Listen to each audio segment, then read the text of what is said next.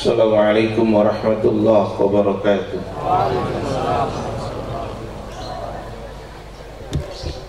Allahu Akbar, Allahu Akbar, Allahu Akbar.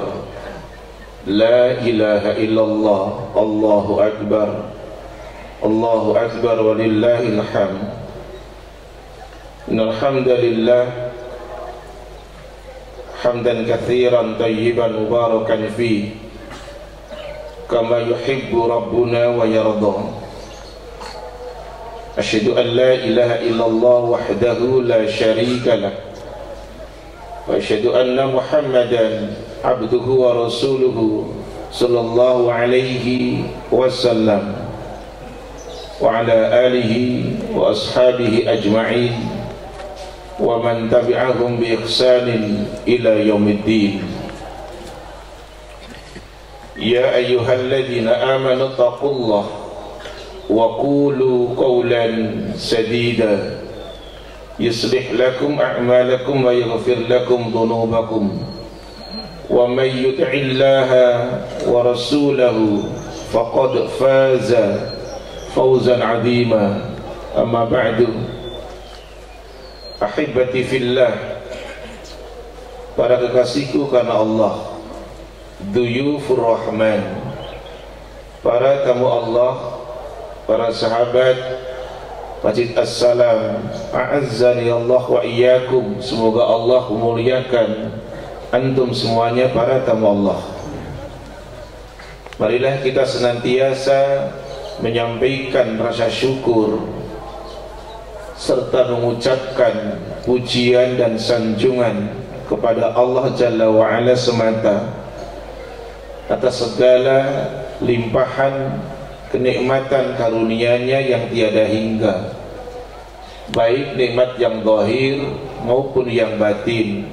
Zahir dalam arti tampak nikmat itu, batin nikmat yang tidak nampak. Dengan mengucapkan sebagaimana sang teladan hidup memberikan keteladanan dengan mengatakan alhamdulillahilladzi bi ni'matihi tatimmus shalihat, yang artinya segala puji untuk Allah, zat yang dengan nikmatnya kebaikan menjadi sempurna. Para tamu Allah, Duyufur Rahman, kita masih diberikan pula kenikmatan iman dan Islam, sehat, kesempatan, waktu luang untuk melakukan berbagai macam ibadah, termasuk melaksanakan sholat Idul Adha 1443 Hijriah di lapangan depan Masjid As-Salam yang kita cintai ini. Tentunya tak lepas dari tadi apa yang saya sampaikan, semua berangkat dari karunia Allah Jalla wa'ala semata.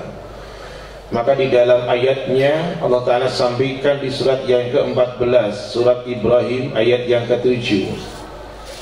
Potongan ayatnya berbunyi, la in syakartum la azidannakum wa la in kafartum inna adzabi lasyadid.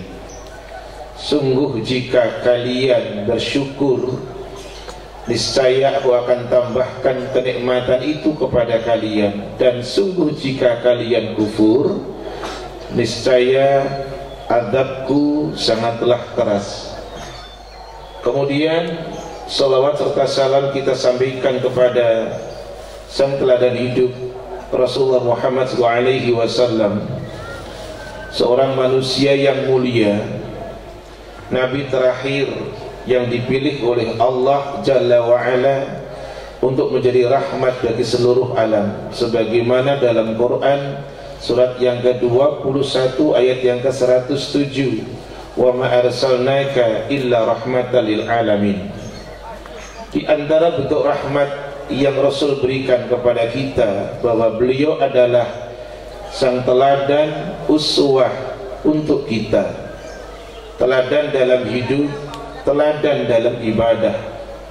Oleh karena itu dalam Quran surat yang ke-33 ayat 21 surat Al-Ahzab, Allah Ta'ala sampaikan, laqad kana lakum fi rasulillahi uswatun hasanah.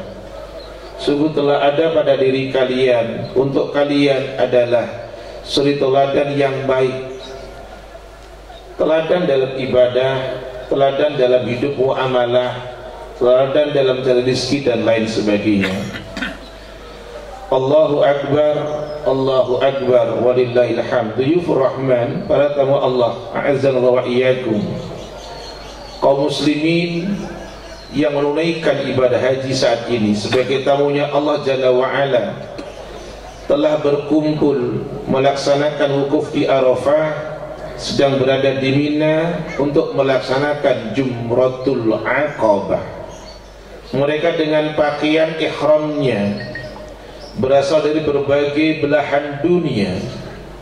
Mereka datang dengan latar belakang yang berbeda, bangsa, ras, warna kulit, budaya maupun strata sosialnya. Mereka berbeda satu sama lain, itu sunatullah, tidak bisa dipungkiri. Namun mereka memiliki ghayah, tujuan yang sama, yaitu memenuhi panggilan Allah. Tujuan mereka sama, yaitu memenuhi panggilan Allah Jalla wa'ala. Untuk sebagai apa? Tamunya Allah. Mereka bangga, mereka senang menjadi tamunya Allah Jalla wa'ala. Tamu itu, hamba itu, mereka melaksanakan sebagaimana yang Allah Ta'ala telah tetapkan di dalam Quran surat yang ke-51 Adz-Dzariyat ayat yang ke-56. Allah Ta'ala sampaikan, wa ma khalaqtul jinna wal insa illa liya'budun.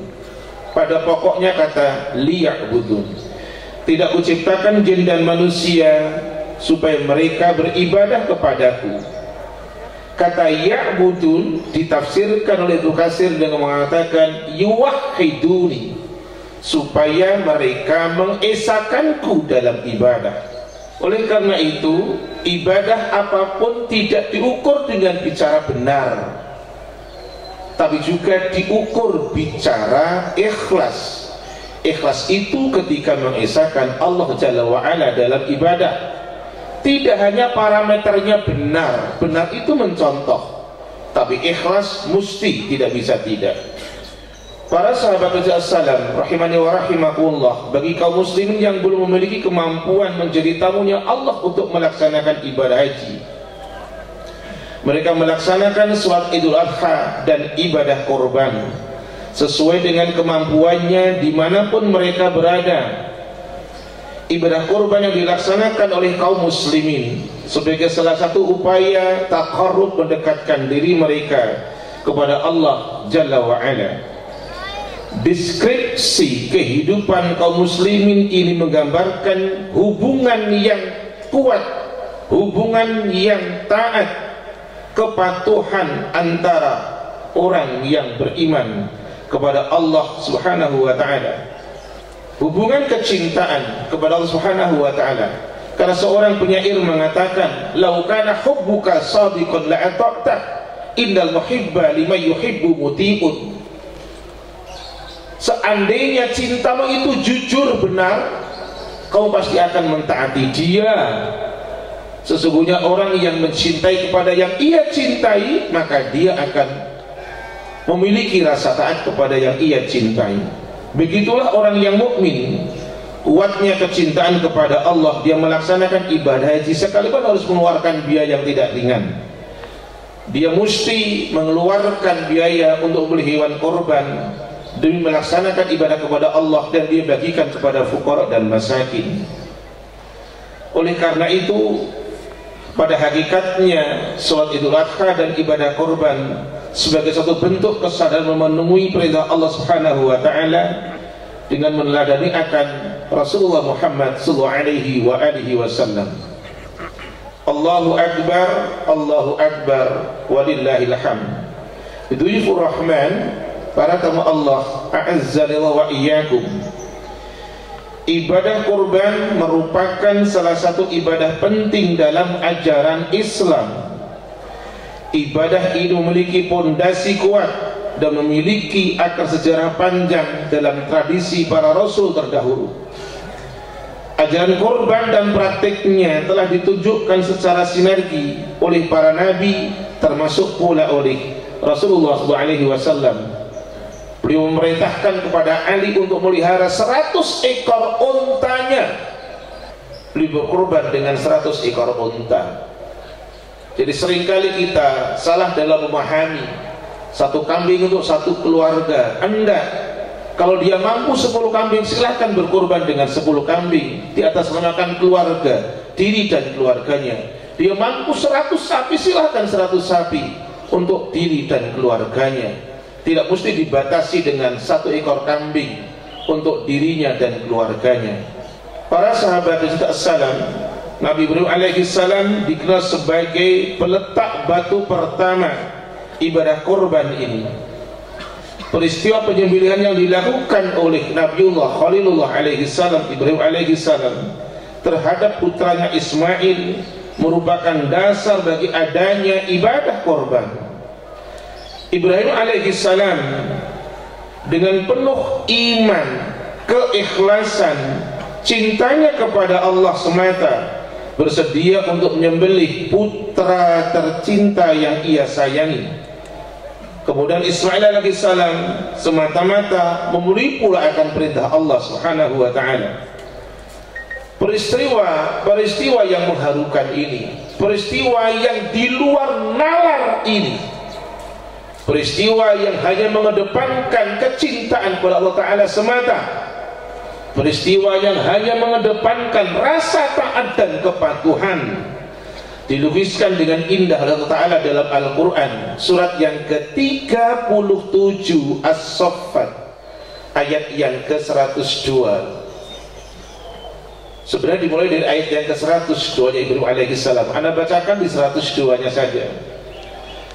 Falamma balagha ma'ahu sa'ya, tatkala dia sampai umurnya, qala ya bunayya, kemudian Ibrahim berkata kepada putranya Ismail, wahai anakku, inni ara fil manam anni adbahu, sesungguhnya saya semalam bermimpi melihat di dalam tidurku, anni adbahu, saya telah menyembelih engkau. Fanzur madza tara, perhatikan, lihatlah, renungkan ya anakku, bagaimana pendapat engkau. Qala ya abatif'al ma tu'mar, anaknya berkata, wahai ayahanda, kerjakan apa yang diperintahkan kepada engkau. Satajiduni insyaallah minas sabirin, maka engkau akan mendapatiku insyaallah bagian dari mereka orang-orang yang sabar. Itulah ujian ketaatan Ibrahim alaihissalam dari Allah Subhanahu wa taala. Karena hidup di dunia adalah wahana ujian. Allah Ta'ala sampaikan dalam Quran surat yang ke-21 Al-Anbiya ayat yang ke-35, wa nabluukum bisyarri wal khairi fitnah wa ilaina turja'un. Kata Allah, kami akan uji kalian dengan keburukan dan kebaikan, kepada kami kalian dikembalikan. Kemudian ada dalam Quran surat Al-Baqarah ayat yang ke-174, Allah Ta'ala sampaikan, wa idibtala Ibrahimu rabbuka bikalimatin fa'atammahun, dan ingatlah ketika Allah uji Ibrahim dengan beberapa kalimat, fa'atammahunna, maka Ibrahim sanggup menyempurnakan, melaksanakan dengan baik seluruh ujian yang ada. Oleh karenanya jangan pernah lari dari ujian, sikapi ujian dengan cerdas. Jangan pernah lari dari ujian, tapi sikapi ujian dengan cerdas. Ibrahim sanggup melaksanakan dengan sempurna. Di kemudian hari, pengorbanan ini menjadi anjuran bagi setiap umat Islam untuk menyembelih hewan korban bagi yang mampu pada tanggal 10 Dzulhijjah, 11, 12, 13 ayyamut tasyrik. Deskripsi historis ini menggambarkan bahwa keteguhan hati, keyakinan yang kuat akan kebenaran perintah Allah Jalla wa'ala, keikhlasan, ketaatan dan kesabaran adalah esensi yang melekat dari ibadah kurban. Nilai-nilai yang telah diimplementasikan dengan baik oleh Ibrahim alaihissalam dan putranya Ismail yang mengharukan tersebut. Kesanggupan Ibrahim alaihissalam menyembelih putra kandungnya sendiri bukan semata-mata didorong oleh perasaan, bukan semata-mata didorong oleh perasaan taat setia yang membabi buta, taklid, tetapi meyakini bahwa perintah Allah Ta'ala mesti dipatuhi. Ketaatan bukan karena taklid, tapi dorongan cinta karena kepada Allah yang mesti dipatuhi dan ditaati. Bahkan Allah Subhanahu wa Ta'ala memberi perintah seperti itu sebagai peringatan kepada umat yang datang sesudahnya. Adakah mereka sanggup mengorbankan diri, keluarga, harta benda yang disayangi demi menegakkan perintah Allah Subhanahu wa Ta'ala? Dan adakah mereka juga sanggup memikul amanah sebagai khalifah Allah di muka bumi? Allah Ta'ala sampaikan dua ayat berturut-turut dalam surat yang ke-24 An-Nur ayat 51 dan 52. Awalan ayat ini menggunakan harful hasri, huruf pembatas. Allah Ta'ala sampaikan innama kana qaulal mu'minin idza du'u ila Allahi wa rasulih liyahkuma bainahum ay yaqulu sami'na wa ata'na wa ulaika humul muflihun. Ayat 51. Ayat 52-nya wa may yuti'illaha wa rasulahu wa yakhshallah wa yattaqi fa ulaika humul faizun. Hanya ucapan orang-orang mukmin apabila mereka disuruh kepada Allah dan Rasulnya, mereka mengatakan kami dengar, kami taat. Itulah mereka mukmin yang muflihun, beruntung. Ayat 52-nya, orang-orang yang bertaat kepada Allah dan Rasulnya, takutnya kepada Allah, bertakwa kepada Allah, mereka itulah orang-orang yang mendapatkan kemenangan. Para hamba Allah bihur rahman, sukses, beruntung, menang adalah ketika mengedepankan prioritas ketaatan kepada Allah dan Rasulnya. Allahu Akbar walillahil hamd. Bihur rahman, dalam studi fikih kurban sering disebut dengan istilah udhiyah. Karena penyembelihan binatang kurban, binatang ternak dilakukan pada saat matahari pagi sedang menaik, waktunya duha. Oleh karenanya Ibnu Qayyim al-Jauziyah rahimahullahu ta'ala memahami makna kurban dengan tindakan seseorang menyembelih hewan ternak pada saat duha guna menghasilkan kedekatan dan ridha kepada Allah Subhanahu wa ta'ala. Binatang kurban disebut udhiyah atau nahar, adalah simbolisasi tadhiyah, yakni pengorbanan.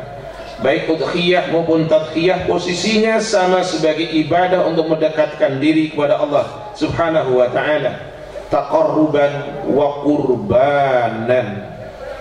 Jika menyembelih udhiyah merupakan ibadah material yang ritual setiap tahun, maka tadhiyah atau pengorbanan di jalan Allah merupakan ibadah keadaban yang mengajukan sektor kehidupan yang sangat luas, tidak hanya pada saat 10, 11, 12, 13 Dzulhijjah semata.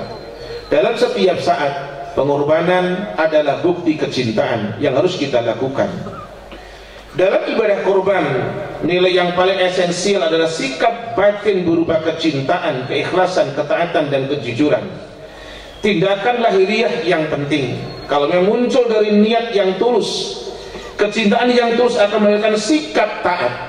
Kecintaan yang tulus akan melahirkan sikap menolong.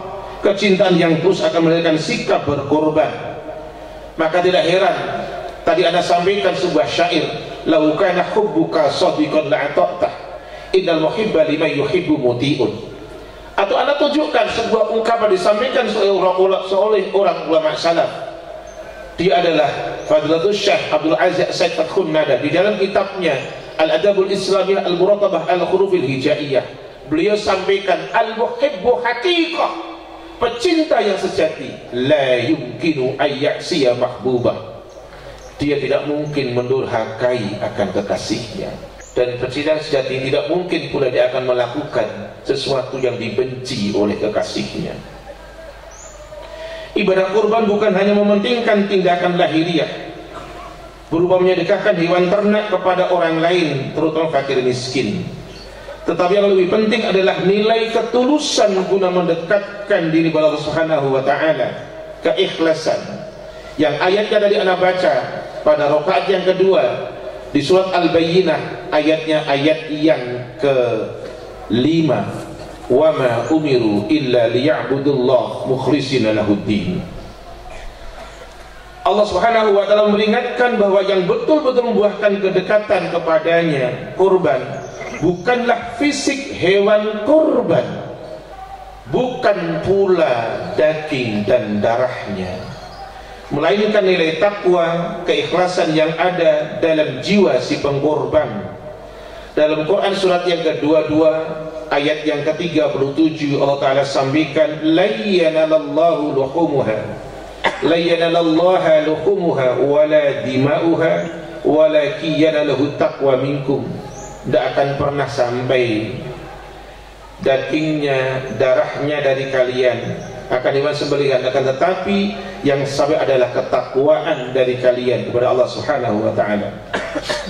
Penegasan Allah Subhanahu wa taala ini mengindikasikan dua hal para tamu Allah. Yang pertama, penyembelihan hewan kurban sebagai kurban merupakan bentuk simbolik dari tradisi Ibrahim alaihissalam dan merupakan syiar dari ajaran Islam itu sendiri. Kedua, Allah Subhanahu wa taala hanya menginginkan nilai ketakwaan dari orang yang menyembelih hewan ternak sebagai ibadah korban.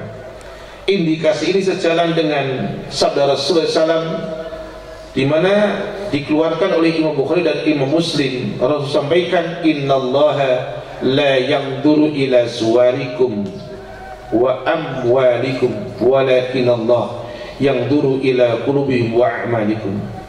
Allah tidak melihat akan bentuk dan harta kalian, tetapi yang Allah lihat adalah hati dan amal kalian. Sehubungan dengan perintah untuk berkorban, maka Rasulullah SAW setiap tahun selalu menyembelih hewan korban dan tidak pernah meninggalkannya. Anda ulang kata ini, jadi boleh jadi tahun depan bukan 16 sapi, boleh jadi 26 sapi, bisa jadi tahun depan bukan 290 kambing. Yang tadi Anda sampaikan di awal, walaupun dibenarkan satu kambing untuk satu keluarga, bukan besok untuk si fulan, anaknya pertama, anak kedua, anak ketiga, enggak. Tapi kalau dia mampu 10 kambing, serahkan 10 kambing. Dia mampu 10 sapi, serahkan 10 sapi, sesuai dengan kemampuan. Karena Allah Ta'ala sampaikan dalam Quran surat yang ke-64, pahami ayat ini, ayatnya 16, fattaqullaha mastata'tum, bertakwalah kalian kepada Allah sesuai dengan kemampuan kalian. Jadi jangan dibohongi, jangan membohongi kemampuan diri. Lakukan secara maksimal tingkat ketaatan, ketakwaan kita kepada Subhanahu wa taala. Sehubungan dengan perintah untuk kurban di atas, maka Rasul setiap tahun selalu menyembelih hewan kurban dan tidak pernah meninggalkannya, insyaallah.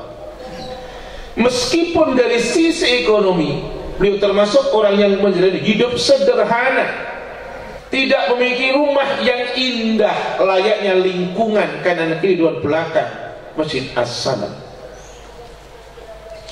Rumahnya tidak megah, simpanan depositonya tidak banyak, boleh jadi dulu gak ada bank, apalagi mobilnya mewah, gak punya. Bahkan tempat tidurnya hanya terbuat dari tikar anyaman daun kurma. Berapa dia pun korban? Beras 100 unta. Oleh karena itu orang muslim yang telah mempunyai kemampuan untuk berkorban tetapi tidak mau melaksanakan korban, boleh jadi akan kena sanksi sosial oleh masyarakat. Orang yang mengatakan bakhil, yaitu diisolasi oleh pergaulan masyarakat secara umum. Lihat yang tempat tidurnya bukan apa itu tempat tidur seperti apalah yang paling bagus. Beliau dari tikar anyaman daun dan lain sebagainya, pelopah kurma baik. sebagaimana disabdakan. Maka ulama bagi dua hukumnya tentang korban. Yang pertama wajib, yang kedua sunnah muakkadah. Kenapa wajib? Al-Imam Abu Hanifah, Imam Malik, Al-Imam Al-Auza'i, Syekh Utsaimin, Syekh Ibnu Taimiyah memandang wajib bagi mereka yang mampu.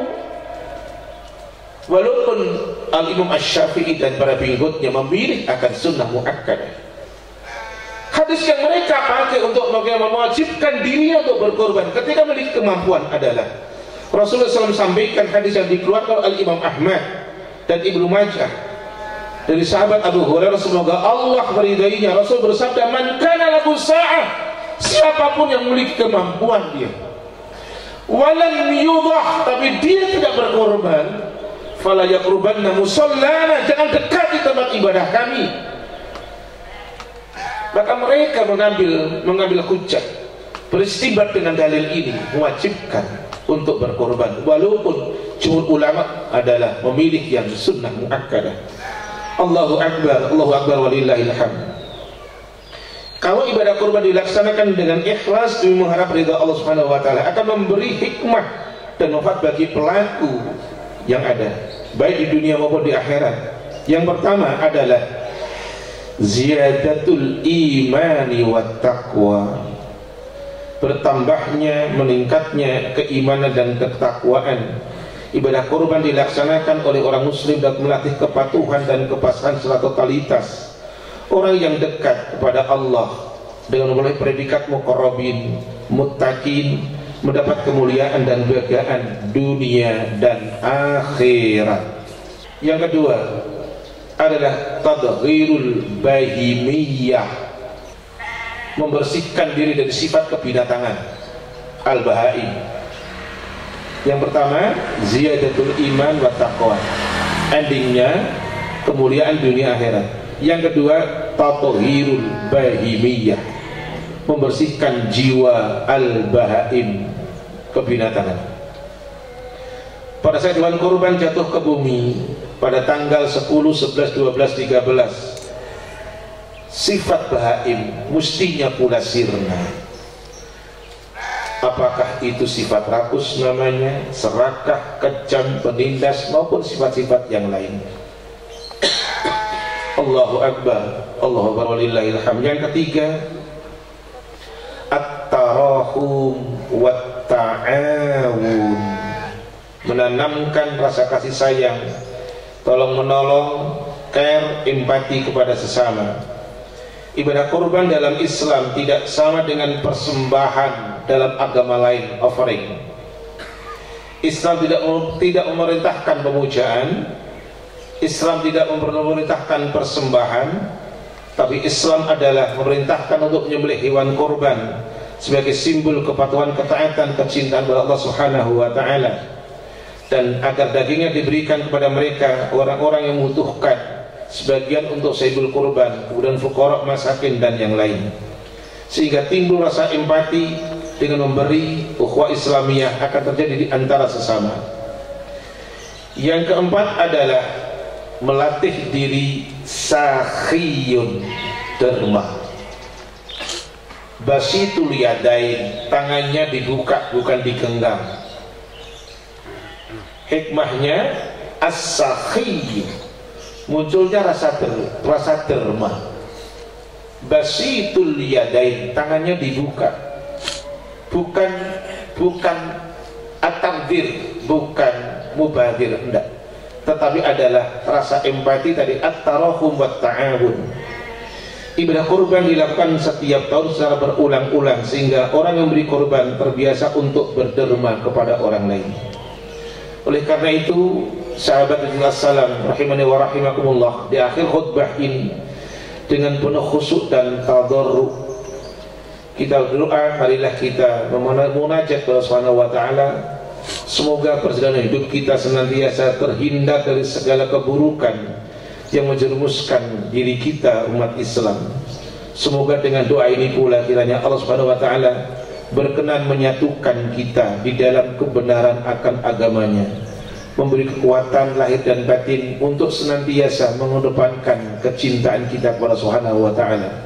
Innallaha wa malaikatahu yusholluna 'alan nabi ya ayyuhalladzina amanu shallu 'alaihi wa sallimu taslima. A'udzu billahi minasyaitonir rajim. Bismillahirrahmanirrahim. Alhamdulillahirabbil alamin hamdan syakirin hamdan na'imin hamdan yuwafi ni'amah wa yukafi mazidah ya rabbana lakal hamd. Allahumma shalli ala Muhammad wa ala alihi wa ashabihi ajma'in. Rabbana dhalamna anfusana wa illam taghfir lana wa tarhamna lanakunanna minal khasirin. Rabbana la tuzigh qulubana ba'da idh hadaytana wa hab lana min ladunka rahmah innaka antal wahhab. Allahumma inna nas'aluka ilman nafi'a wa rizqan thayyiban wa 'amalan mutaqabbala. Allahumma inna nas'aluka imanan kamila wa yaqinan sadiqa wa lisanan dzakira wa qalban khashi'a wa rizqan wasi'an halalan thayyiban. Allahumma ansur ummata Muhammad. Allahumma aslih ummata Muhammad. Allahumma ansur ummata Muhammad. Allahumma aslih ummata Muhammad. Allahumma ansur man nasara ad-din wa akhdhil man khadhala ad-din.